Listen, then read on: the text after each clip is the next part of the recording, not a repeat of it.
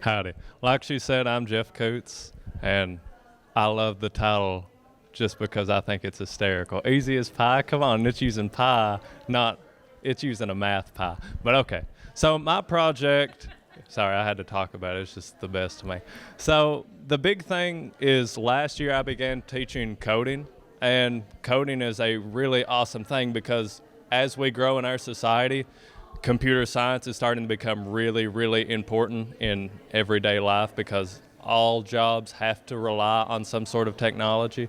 And I believe it's important to begin teaching students how to code and how to do these basic instructions, which is something that I feel like should be taught more, but it's really not.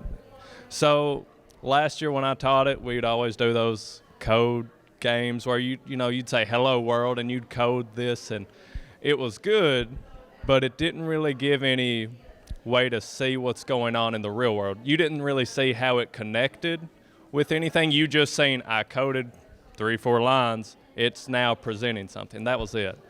With this grant, thanks to KVEC, I plan on actually bringing it to a realistic standpoint. So we're still going to be coding, but we're going to see the physical representations as to what happens when we code.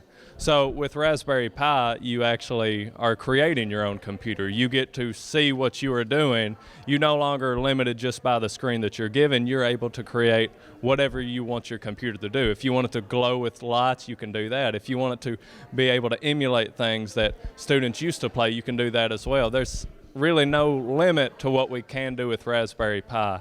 And so hopefully by using this, I'll be able to see some kind of change between last year and this year's students, because the majority of the students that I do have are ones that I had last year. And I told them about this grant, and because of that, they really wanted to take it again because a lot of people do like to code, and it's nice to see hello world pop up on a screen, but once you can actually make a connection between what's going on your screen and what you're actually using, there becomes a greater connection between what you're learning. And so hopefully by the end of this, my students will have a much greater appreciation for computer sciences as well as just what they use on a day-to-day basis all the time. Like she's on her phone, my students are going to be able to see what they're doing with their phone. And it's okay, I know her. So is there any questions?